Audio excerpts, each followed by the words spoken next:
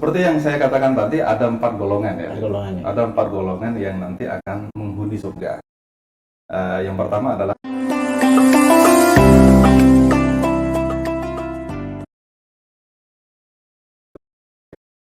Assalamualaikum warahmatullahi wabarakatuh. Pemirsa dimanapun Anda berada, selamat sore, selamat menjalankan ibadah puasa bagi yang menunaikan. Oke, kembali dengan kami dengan acara Kurma Kuliah Ramadan.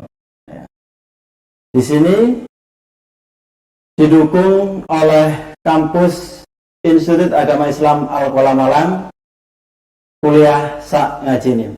Oke pemirsa, dimanapun Anda berada, yang insya Allah dirahmati oleh Allah Subhanahu Wa Taala.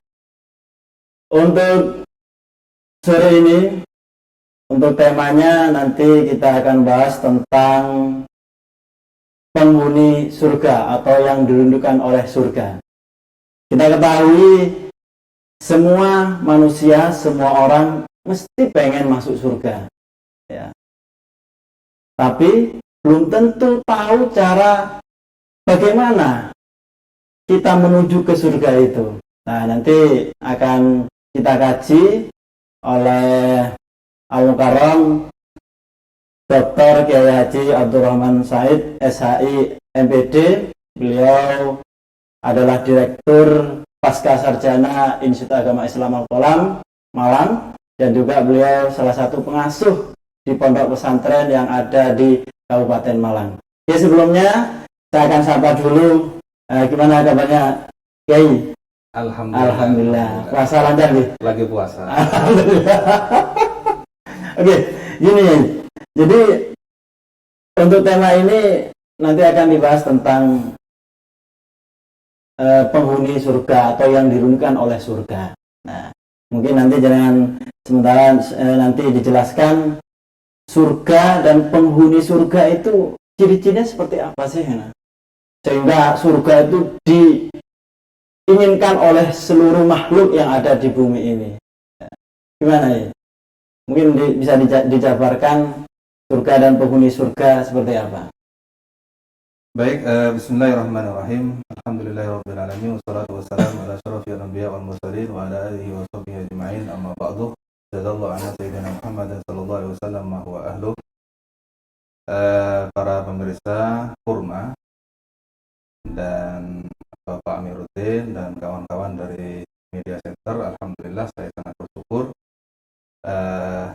hari ini kita dalam kajian di sore hari ini saya mendapatkan tema yang luar biasa, karena Nabi Muhammad SAW tentu dalam wahyu, beliau menetapkan kecerdasan, karena kita ada di perguruan tinggi ya.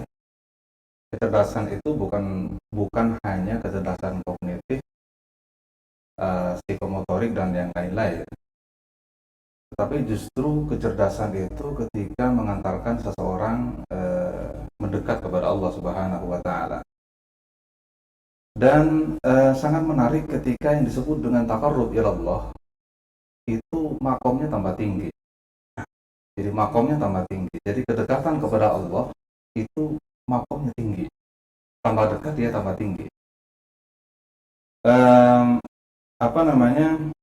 Surga yang katanya dirindukan itu ditetapkan oleh Allah Subhanahu wa Ta'ala dalam Al-Quran hanya diperuntukkan untuk al-anbiya, was-siddiqin, was-syuhada, was-salihin. Jadi penduduk surga itu 4 golongan itu aja. Al-anbiya, para nabi, as-siddiqin, orang-orang yang mencapai pangkat yang paling tinggi disebut dengan as-siddiqin, yang dalam hal ini salah satu yang mendapat gelar as-siddiqin itu adalah Sayyidina Abu Bakar as-Siddiq. Kemudian asy-syuhada, orang-orang yang mati syahid, dan as-salihin. Nah,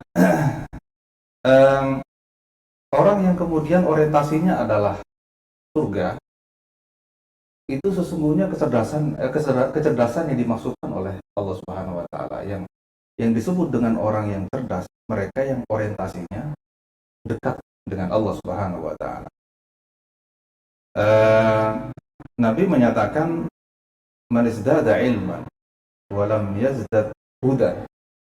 Orang yang bertambah pengetahuannya, bertambah level pendidikannya, dia lebih tinggi level pendidikannya atau pengetahuannya dia lebih tinggi.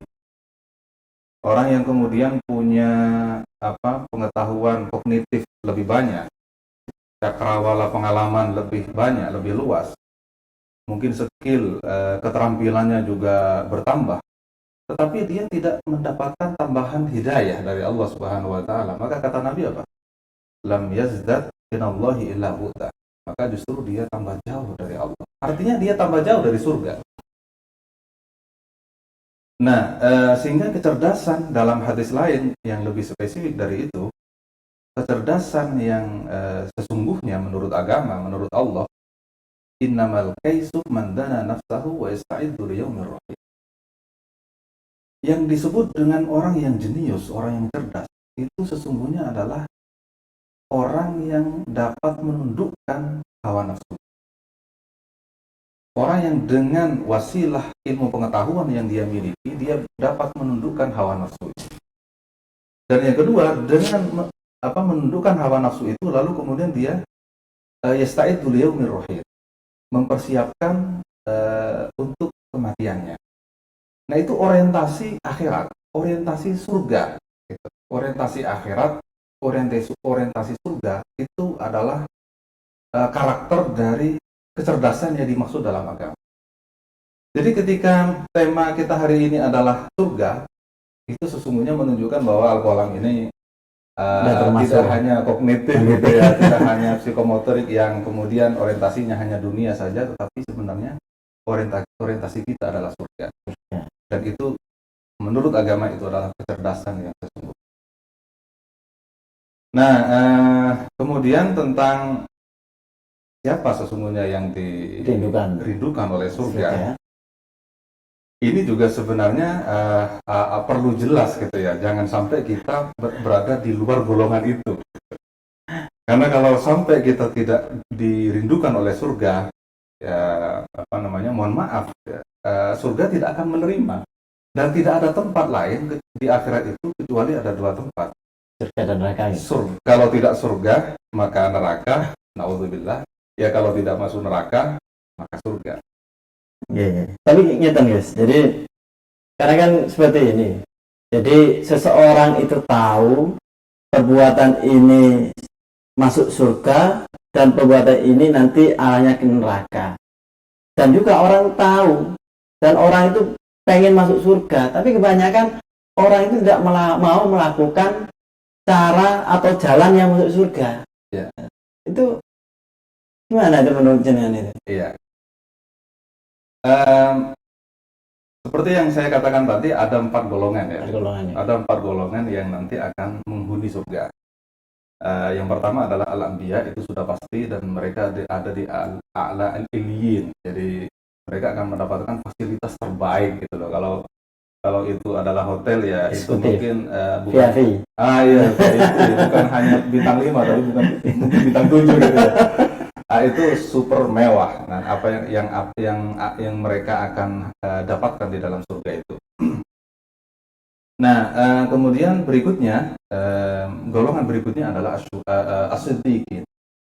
As-siddiqin wa syuhada wa shalihin. Ini sebenarnya kita bisa masuk dalam 3 golongan ini. Kita kita memiliki potensi untuk masuk dalam 3 golongan. 3 golongan ya. 3 golongan ini. Nah, siapa sih sebenarnya 3 golongan ini? Kata ulama, paling mudah untuk mengetahui 3 golongan ini adalah kita melihat ulama. Jadi kita melihat ulama, maka di situ pasti as-siddiqin, di situ pasti as-syuhada, dan di situ pasti sholihin. Nah, as-siddiqin itu bagaimana? As-siddiqin itu ketika orang itu sudah selesai dengan dalil, sudah selesai dengan hujjah, sudah selesai dengan bukti. Orang sudah kepercayaannya terhadap Allah Subhanahu wa taala, rukun iman itu ya, iman kepada Allah, iman kepada Rasul, iman kepada yaum akhir. Jadi iman kepada surga dan neraka itu sudah tidak perlu dalil lagi. Itu as-siddiqin. Sebagaimana yang dilakukan oleh Sayyidina Abu Bakar ketika dia dengan tegas mengatakan, saya percaya bahwa Nabi Muhammad itu telah melakukan Isra wal Mi'raj tanpa bukti apapun.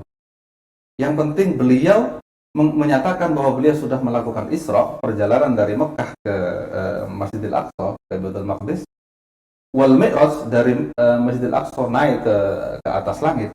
Saya percaya tanpa dalil. Itu as-siddiqin. Dan para ulama itu sudah seperti itu. Jadi sebenarnya mereka sudah selesai dengan dalilnya, sudah selesai. Kalau masih ada ulama yang yang masih sibuk dengan dalil, ya kecuali itu untuk keperluan untuk keperluan istinbat al-ahkam, untuk keperluan menjelaskan dalil, untuk keperluan mengajarkan dalil, itu lain lagi ya. Tapi kalau kemudian para ulama itu masih sibuk dengan dalil, itu sebenarnya masih belum as-siddiqin ya. Itu memang level paling atas. Iya, level as-siddiqin itu level keimanan yang paling atas, paling tinggi. Ketika seorang ulama itu sudah selesai dengan dalilnya, dia sudah menguasai semua dalil, sudah memahami semua dalil, meyakini semua dalil itu, lalu selesai dengan itu semua. Seandainya itu pun nggak ada, dalil itu nggak ada, dia percaya di atas percaya, hakul yakin bahwa Allah adalah Tuhan, bahwa samad, dan Allah lah yang tempat kita bergantung. Lam yalid walam yulad, tidak beranak dan tidak diperanakan. Walam yakul lahu kufuwan ahad, tidak ada yang sama seperti Allah. Itu walaupun tidak ada qul huwallahu ahad, itu dia sudah selesai dengan itu. Dia benar-benar hakul yakin bahwa Allah adalah Tuhan. Berarti as-siddiq itu sudah level 2 ya? Dia kalau dari level Nabi ya, tapi kalau untuk kita itu adalah level tertinggi, keimanan tertinggi. Siwal rusul wal anbiya itu adalah as-siddiqin. Dan orang yang disematkan gelar ini satu-satunya adalah Abu Bakar as-Siddiq. Tapi sebenarnya banyak para ulama, para wali yang mendapatkan level ini ya, atau makom ini. Nah, ini salah satu yang kita punya potensi sebenarnya untuk mendapatkannya ya. Kalau kita bisa meraih as-siddiqin, kita berhak. Dan kita benar-benar dirindukan oleh surga ya. Kita berhak untuk memasuki surga. Berarti siapapun bisa mendapatkan gelar as-siddiq gitu. Bisa ya. Ada potensi. Kita punya potensi asalkan mau belajar, mau ngaji. Karena sebelum selesai dengan dalil, dia harus menguasai dalil itu. Ya, dia harus benar-benar menguasai, menghayati dan mengamalkan dalil itu baru.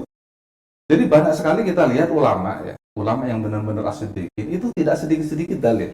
Tidak sedikit-sedikit dalil, dia sudah mendarah daging dengan dalil itu. Jadi dalilnya itu karena itu ada kalau di daerah Yaman mereka memang yang mereka kejar itu bukan hanya as-shalihin ya. Yang kalau kita berdoa mudah-mudahan kita mendapatkan anak yang sholihah gitu ya.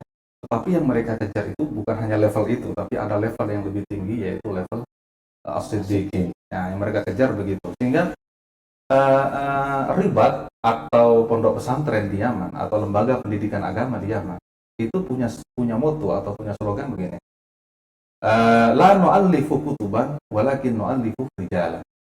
La nu'allifu kutuban walakin nu'allifu rijalan. Kita tidak menulis banyak kitab, tapi kita banyak mencetak banyak orang yang siddiq gitu ya, banyak orang yang sudah pada level-level siddiq. Nah, karena memang mereka itu tidak lagi sibuk dengan dalil-dalil gitu. Jadi mereka sudah mendarah daging, rijalan. Jadi dalil yang mereka pelajari itu sudah mendarah daging, sudah percaya ya, karakter gitu. Nah, itu as-siddiq. Nah, itu level kedua ya. Dan itu level tertinggi yang bisa kita capai. Kita punya potensi untuk itu. Jadi kalau mereka bisa, kenapa kita tidak gitu ya? Oke. Terus yang berikutnya asyuhada itu juga ulama sebenarnya. Jadi sekali lagi paling mudah kita melihat 3 golongan ini pada ulama. Jadi ulama itu mereka ya as-siddiqin. Banyak kita melihat ulama itu tidak selalu mengutarakan dalil, tapi dia itu dengan pakai lisanul hal. Jadi dalilnya itu berupa karakternya dia, yang kemudian pembuktian ya. Yang kemudian itu menjadi contoh suri tauladan bagi santrinya, bagi masyarakat luas ya. Jadi dalilnya itu sudah berupa karakter mendarah daging, itu as-siddiqin. Nah, yang kedua, asyuhada itu ya para ulama. Jadi asyuhada itu jadi asyuhada itu tidak hanya para ulama ya. Maksud saya begini, ulama itu pasti syuhada ya, karena orang yang menuntut ilmu, ketika dia menuntut ilmu lalu kemudian dia wafat, dia meninggal dunia, maka dipastikan dia mati syahid. Itu yang menuntut ilmu, pelajar gitu ya. Itu belum ulama. Kata ulama, apalagi ulamanya yang mengajarkan, itu tidak harus sedang mengajarkan atau tidak harus sedang belajar menuntut ilmu. Ulama itu walaupun sedang tidur, walaupun sedang istirahat, walaupun sedang melakukan sesuatu yang lain selain aktivitas keulamaannya gitu, dia karena ulama jadi wafat dalam keadaan syahid itu melekat padanya, sehingga ulama itu, kata ulama, dipastikan mati dalam keadaan syahid. Nah, karena itu kita juga potensi untuk menjadi ulama ya. Ulama itu bagaimana? Innama yakhshallaha min ibadihil ulama. Jadi ulama itu adalah orang yang yakhshallah, orang yang tingkat khosyahnya itu tinggi kepada Allah Subhanahu wa taala. Tingkat khosyah itu bisa timbul ketika dia mendapatkan hidayah, petunjuk dari Allah Subhanahu wa taala. Petunjuk yang kemudian ilmu pengetahuannya yang dia miliki menjadi wasilah bagi dia untuk kemudian selalu mendekat kepada Allah, selalu ingin menyenangkan Allah. Takut kemudian apa yang dia lakukan itu bikin marah Allah Ta'ala gitu ya, atau tidak sesuai dengan apa yang diajarkan oleh Allah Ta'ala. Itu khusyah, dan itulah ulama. Jadi ulama itu bukan hanya ilmu saja, bukan hanya pengetahuan saja, bukan hanya transfer knowledge ya, tapi itu sudah menjadi darah daging, sudah diamalkan oleh jadi al-alim, al-amil itu adalah ulama. Sehingga dia memang pasti mati syahid. Itu yang kedua. Tadi saya sempat bahwasannya syuhada ini bisa diraih oleh siapa saja, dan juga tadi sempat disampaikan menuntut ilmu, terus ketika menuntut ilmu dapat kecelakaan atau wafat itu termasuk mati syahid, syahid itu termasuk syuhada. Iya betul. Mati syahid, mati syuhada. Berarti syuhada ini bisa dicapai oleh siapa saja. Bisa dicapai oleh siapa saja. Ya. Memang ya kalau dari klasifikasi itu ada syahid kabir, ada syahid shagir gitu ya. Tetapi begini, sekarang ini ada yang disebut dengan istilah syahid fil jihad, jadi syahid fil jihad. Jadi mati syahid dalam keadaan jihad. Nah, sekarang jihad itu apa gitu ya? Itu yang perlu diluruskan ya. Jangan sampai kemudian jihad itu dimaknai hanya jihad perang ya dengan orang kafir gitu. Karena perang pun itu banyak aturannya dalam Islam. Tidak kemudian semerta-merta ada orang kafir lalu kemudian diperangi gitu. Nabi Muhammad sendiri sejak awal tahun Hijriah beliau sudah melakukan perjanjian dengan non-muslim atau orang kafir ya. Atau kita bahasakan secara halus non-muslim. Jadi ada banyak orang Yahudi non-Muslim ahlu kitab di Madinah itu yang kemudian masuk dalam perjanjian yang kita kenal sebagai Piagam Madinah. Jadi ada perjanjian perdamaian dengan non-Muslim, dan itu juga masuk dalam jihad gitu ya. Jadi ketika ada perjanjian perdamaian di dalam suatu negara antara orang Muslim dengan non-Muslim, bersepakat untuk mendirikan suatu negara, bersepakat untuk mendirikan suatu bangsa bersama gitu ya. Itu sebenarnya juga jihad fisabilillah. Jadi jihad itu tidak harus mengangkat pedang gitu ya, tidak harus mengangkat senjata, menghunuskan pedang dan lain sebagainya, tetapi justru menaruh pedangnya di rumah, berdamai dengan non-muslim, itu juga jihad. Termasuk jihad ya. Bagaimana kita kemudian bisa membentuk suatu negara ya, membentuk suatu keamanan ya, kemaslahatan bersama, membangun negaranya, dan bisa beribadah kepada Allah Subhanahu wa taala bersama-sama. Itulah yang dilakukan oleh Nabi sejak di tahun awal Hijriah sampai di akhir ya. Nanti ketika perang Tabuk ceritanya ya, di perang Tabuk itu adalah perang yang paling disebut dengan Ghazwatul Usrah, perang paling susah gitu. Padahal tidak ada perang di situ. Jadi perang Tabuk itu nggak pernah terjadi peperangan. Jadi negara Bizantium itu menyiapkan sekitar 100 sampai 400 ribu pasukan untuk menyerang Madinah. Jadi mereka tidak ingin Madinah ini menjadi kerajaan atau kekaisaran kuat yang kemudian bisa mengalahkan Bizantium. Nah, mendengar itu Nabi Muhammad berangkat dari Madinah ke Tabuk. Dari Madinah ke Tabuk itu lebih jauh ya, dari Madinah ke Mekah. Ya. Lebih jauh lagi. Kalau dari Madinah ke Mekah itu sekitar 900 kilo. Ya. Kalau dari Madinah ke Tabuk itu lebih jauh dari itu, hampir 2 kalinya. Karena itu dekat dengan Palestina, dekat dengan Gunung Sinai yang Mesir saat ini. Nah, ketika Nabi sampai di Tabuk dan tidak ada peperangan di situ karena orang Bizantium tidak mau berperang dengan orang Madinah, dengan Nabi Muhammad ya. Kemudian ada riwayat, ada utusan dari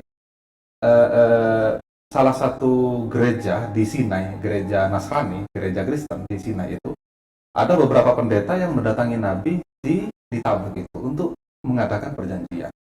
Sehingga kata ulama, Nabi wafat itu beliau sudah menguasai Jazirah Arab. Jazirah Arab itu termasuk Yaman dan termasuk Sinai itu, yang sekarang Mesir. Yang di selatan itu adalah Yaman. Dulu itu adalah Jazirah Arab itu cuma itu, kecuali Syam ya. Syam itu bukan Jazirah Arab. Jadi termasuk Sinai itu adalah Jazirah, dan itu semuanya ketika Nabi hidup ya sebelum wafat itu sudah dikuasai oleh umat Islam dengan cara perjanjian tadi. Ya. Dengan perjanjian itulah kemudian ada perdamaian. Nah, dan itu jihad. Jadi jihad itu kita lihat di perang Tabuk itu nggak ada pedang yang dihuluskan. Jadi karena nggak ada peperangan di situ gitu. Tetapi itu jihad fisabilillah yang dilakukan oleh Nabi, dan itu disebut dengan Ghazwatul Usrah ya, kalau dalam kitab-kitab itu perang yang menyulitkan. Karena terjadi di bulan Ramadan dan perjalanan yang begitu panjang. Ya. Oke ya. Karena sesungguhnya Islam itu rahmatan lil alamin. Rahmatan lil alamin. Ya. Tidak hanya rahmatan lil muslimin gitu kan, tetapi rahmatan lil alamin. Bahkan alamin itu tidak hanya manusia, tapi juga hewan itu termasuk dari alam. Ya. Jadi saya sempat mendengarkan jenengan bilang bahwasanya tentang jihad tadi. Sekarang kan banyak isu-isu tentang jihad yang bagi-bagi aliran keras itu, betul, ya, bunuh diri di gereja dan sebagainya. Betul. Bagi mereka itu termasuk jihad. Gimana kalau pendapat jenengan ini? Iya, jadi mereka salah persepsi tentang jihad. Mungkin karena ada yang mengajarkan kepada mereka tentang itu. Saya yakin begitu. Jadi mereka yang jadi pengantin itu ada orang yang kemudian mengajarkan tentang jihad yang disalahpahami gitu ya, yang disalahpahami, karena jihad itu tidak hanya itu saja. Bahkan sekarang ini ada istilah al jihad fil ilmi, al jihad fil ilmi. Jadi jihad itu yang sekarang ini jihad yang terbaik adalah jihad dalam ilmu, dalam pendidikan, dalam menyebarkan ilmu ya, menuntut ilmu, itu juga jihad. Dan itu disebut dengan jihad karena juga orang yang menuntut ilmu itu ketika dia mati ya, dalam hadis yang lain Nabi mengatakan man salaka thariqan li talabil ilmi, bagaimana itu, man salaka thariqan li talabil ilmi sahalallahu thariqan ilal jannah. Jadi seorang pelajar yang dia niat untuk menuntut ilmu ya, lalu kemudian dia belajar, maka Allah memudahkan baginya jalan menuju surga. Itu salah satu tanda bahwa penuntut ilmu itu kalau meninggal dia mati syahid. Ya, karena tadi itu ya, penduduk surga itu di situ tidak ada tulabul ilmi gitu ya, pelajar ilmu, nggak ada. Penduduk surga itu nggak ada dari golongan tulabul ilmi. Lalu dia golongan yang mana? Nah, dia golongan syuhada. Ya. As-siddiqin tidak mungkin karena dia masih murid, ya, dia masih siswa, masih pelajar gitu ya. Maka dia ada di golongan asyuhada. Jadi asyuhada itu begitu. Memang ada mati syahid yang lain dalam bentuk yang lain. Misalnya kemarin ketika gempa ya, ada yang tertimpa batu besar itu ya kemarin. Nah, orang yang seperti itu mati syahid. Ibu yang meninggal ketika melahirkan itu mati syahid. Orang yang meninggal ketika tenggelam itu juga mati syahid. Jadi itu salah satu bentuk-bentuk mati syahid. Tapi Tapi orang yang meninggal dalam keadaan menuntut ilmu itu juga mati syahid. Nah, ulama walaupun dia tidak dalam kondisi aktivitas menyebarkan ilmu, itu kata para ulama, mereka ini sudah dipastikan mati syahid. Karena sudah berilmu. Iya, gitu. Bahkan ada yang bilang itu dalam kata tidurnya orang berilmu itu lebih baik apa? Lebih baik saya lupa. Jadi ya, naumul alim khairun. Jadi min naumil ibad. Jadi ya, tidurnya orang berilmu lebih baik. Tidurnya orang yang berilmu itu lebih baik daripada ibadahnya. Min ibadatil ubad. Min ibadatil ubad, daripada ibadahnya orang yang berilmu. Ya. Dan itu jelas sekali dilakukan oleh Nabi ketika di Masjid Nabawi itu ada sekelompok orang beribadah ya dengan khusyuknya, dan ada sekelompok orang yang disebut dengan ahlus sofa. Jadi ahlus sofa itu santri-santrinya Nabi. Jadi kalau dikatakan sebenarnya di zaman Nabi itu apakah sudah ada pesantren? Ada gitu. Nabi itu sudah mendirikan pesantren yaitu di Masjid Nabawi. Jadi di Masjid Nabawi itu di bagian utara. Di bagian utara itu maksudnya di paling depan gitu ya. Di teras gitu ya. Paling depan itu maksudnya teras, bukan yang mengarah ke kiblat, karena kiblat itu arahnya ke selatan ya. Jadi yang paling utara, paling belakang sendiri itu ada atapnya. Jadi atap Masjid Nabawi itu dulu di zaman Nabi itu hanya dua, di belakang dan di depan. Di depan itu untuk jamaah laki-laki, di belakang itu untuk jamaah perempuan, paling belakang sendiri. Nah, di belakang itu hanya ada satu pintu gitu. Nah, itu pintu hanya dimasuki oleh jamaah wanita gitu. Kalau ketika sholat jamaah didirikan, jadi jamaah wanita itu hanya masuk dari pintu itu saja. Nah, di dekat pintu itu ada atapnya, dan atap itu selain diperuntukkan ketika jamaah wanita sholat, itu juga diperuntukkan tempatnya bagi santri-santrinya Nabi, disebut dengan ahlus sofa. Ahlus sofa ini dia tidak punya rumah, ya mereka nyantri gitu, jadi pesantrennya, asramanya ya di situ gitu. Kepala pesantrennya itu bernama Sayyidina Abu Hurairah, namanya Abdurrahman, gelarnya kunyahnya Abu Hurairah, karena beliau itu memelihara banyak sekali kucing, bahkan ada yang mengatakan sampai 1000 kucing dipelihara oleh Abu Hurairah. Nah, ini santri Nabi. Jadi mereka ini santri Nabi ini tidak beribadah tidak dalam keadaan ibadah, tidak sholat gitu. Tapi mereka dalam kondisi diskusi, menuntut ilmu, berdiskusi. Mereka berdiskusi berdiskusi tentang ilmu. Dan ketika Nabi masuk ke dalam Masjid Nabawi itu, karena dalam beliau, rumah beliau itu ya ada di samping ya. Kalau dulu itu ada di samping masjid. Kalau sekarang ada di dalam masjid. Ketika masuk ke Masjid Nabawi, beliau tidak bergabung dengan para sahabat yang beribadah, tapi bergabung dengan para santrinya yang sedang berdiskusi. Artinya beliau lebih senang bergabung dengan mereka, orang yang sibuk dengan ilmu daripada orang yang hanya beribadah. Kalau kata Ibnu Ruslan, justru ilmu itu sesungguhnya menjadi syarat utama dari ibadah gitu ya. Ibadah tanpa ilmu itu sia-sia, tidak ada gunanya, bahkan ditolak oleh Allah Subhanahu wa taala. Kullu man bi ghairi ilmin ya'malu amaluhu mardudatun la tuqbal. Ya. Yang terakhir itu yang terakhir as-sholihin. As-sholihin inilah yang saya kira terbuka lebar untuk kita semua untuk memasuki. Karena asyuhada, as-siddiqin itu sepertinya ya hanya untuk ulama gitu, dan orang-orang tertentu yang mendapatkan anugerah mati syahid.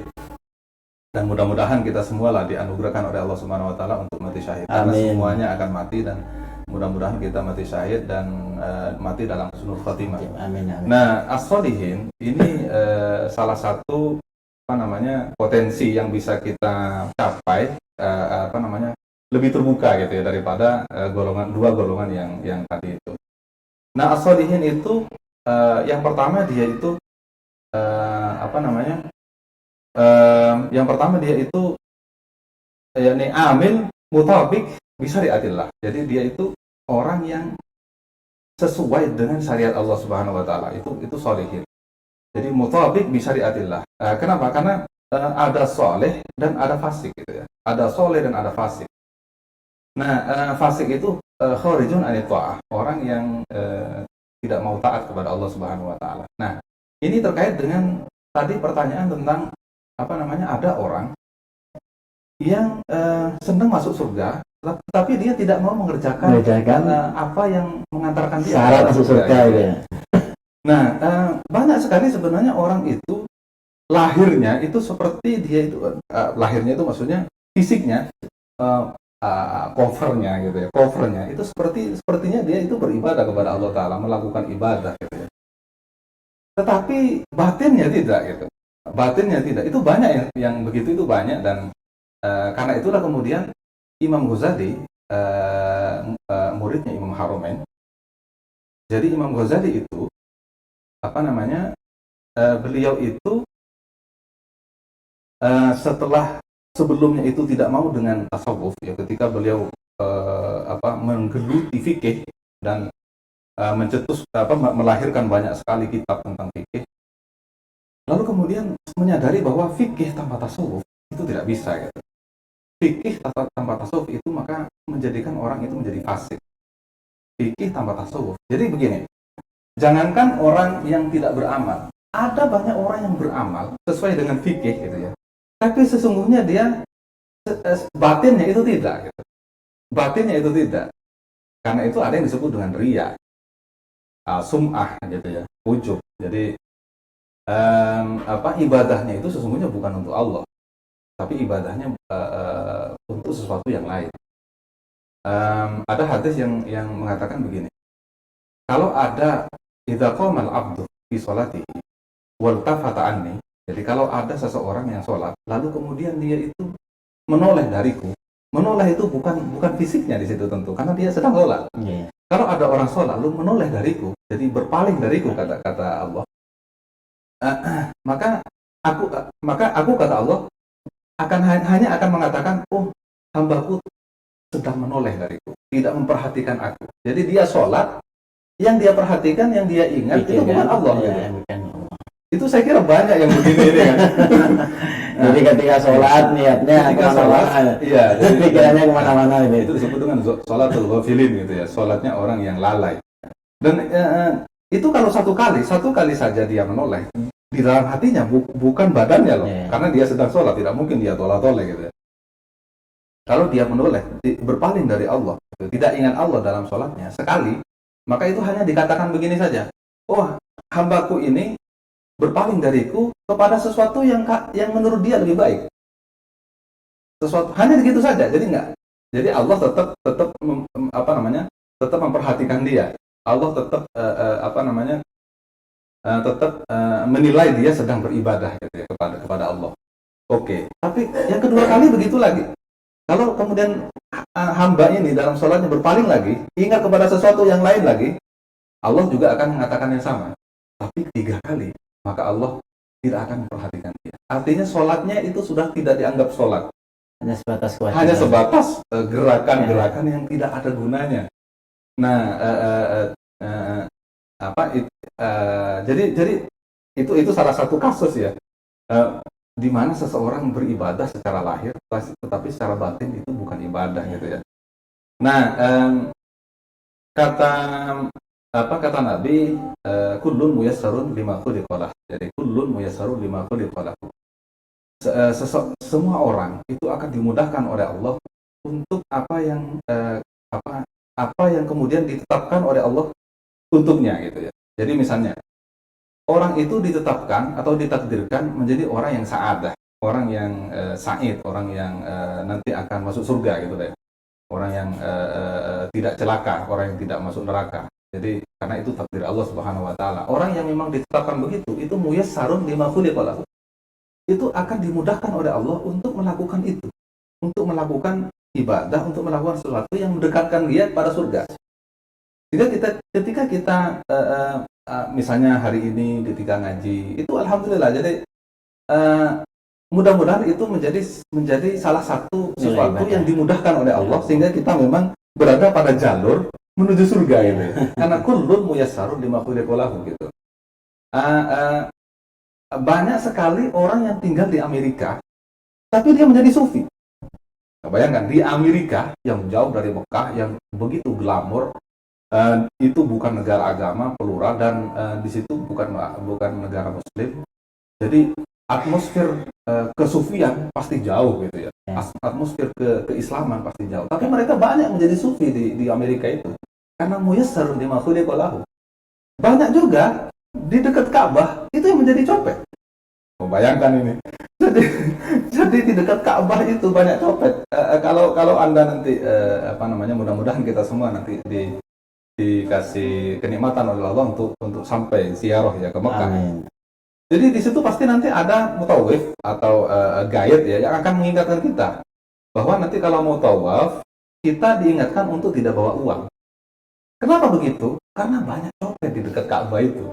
Jadi bayangkan dekat Ka'bah yang begitu mulia, ada Multazam, ada Makam Ibrahim ya, ada Hijr Ismail dan lain sebagainya. Di situ itu adalah pusat ibadahnya orang Muslim, pusat kesucian gitu ya. Tapi di situ banyak copet gitu ya. Artinya memang ada orang-orang di situ muyassarun lima khuliqa lahu. Na'udzubillah ya, orang yang memang dimudahkan oleh Allah, diberi jalan. Ini loh tempat copet yang baik gitu loh kira-kira ya. Lalu kemudian itu menjadi rel baginya untuk menuju neraka. Na'udzubillah min dzalik. Dan hadis yang sangat terkenal dan itu ada di Arba'in ya, banyak sekali yang hafal. Kullu ummati yadkhuluna ilal jannah. Ya, semua umatku itu pasti akan masuk surga. Illa man aba, kecuali orang yang tidak mau. Maka para sahabat ada yang heran, siapa yang nggak mau masuk surga itu? Ya Rasulullah, man aba, siapa yang tidak mau masuk surga? Semua dari kita pasti mau, ingin masuk surga. Maka kata Nabi apa? Man ata'ani dakhalal jannah wa man asani faqad aba. Orang yang mau taat kepadaku, kata Nabi, orang yang taat kepada ajaranku, maka dia pasti dapat rel masuk ke dalam surga.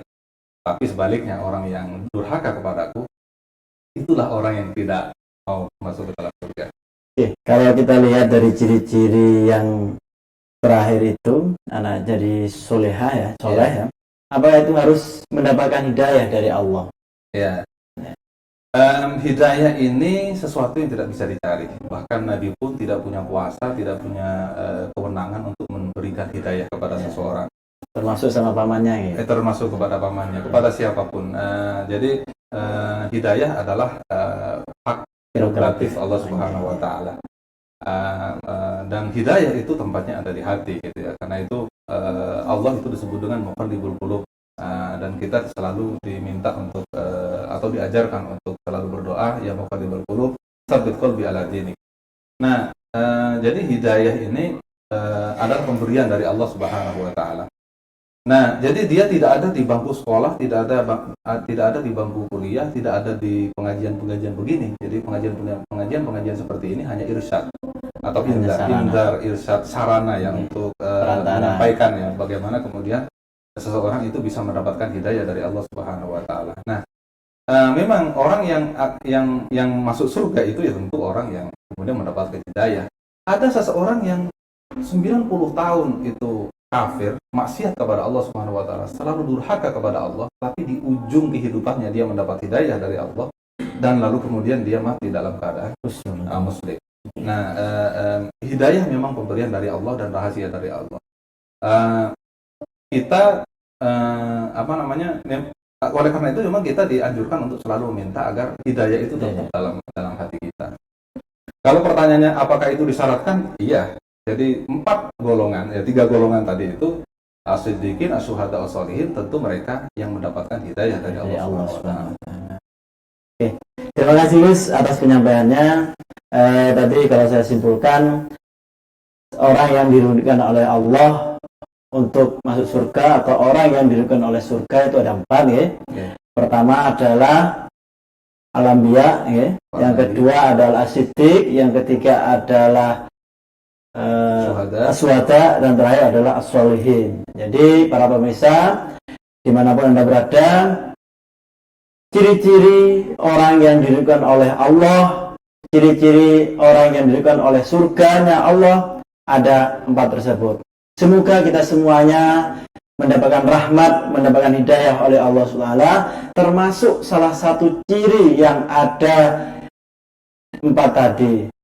Cukup sekian dari saya. Terima kasih Gus atas penyampaiannya, atas ilmunya. Mudah-mudahan bermanfaat bagi kita dan umumnya bagi kita semuanya. Cukup sekian dari saya. Kita akan bertemu lagi di tema selanjutnya di acara Kurma Kuliah Ramadan, didukung oleh Kampus Institut Agama Islam Al-Qolam Malang, kuliah sak ngajini. Terima kasih. Akhir kata, assalamualaikum warahmatullahi wabarakatuh. Waalaikumsalam warahmatullahi wabarakatuh.